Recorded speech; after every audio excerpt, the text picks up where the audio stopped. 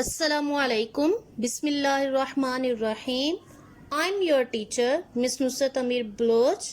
Today our topic is birds. We are seeing the different birds in our daily routine. They are the diverse in character. The smallest bird is humming, largest is ostrich, the different are penguin, and the large feather-like structure in peacock. The birds are different in color. Birds are viprous.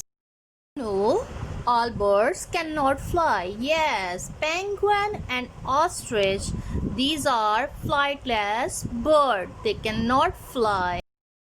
The birds have a beak, lungs, and feathers. The hummingbird can fly backward.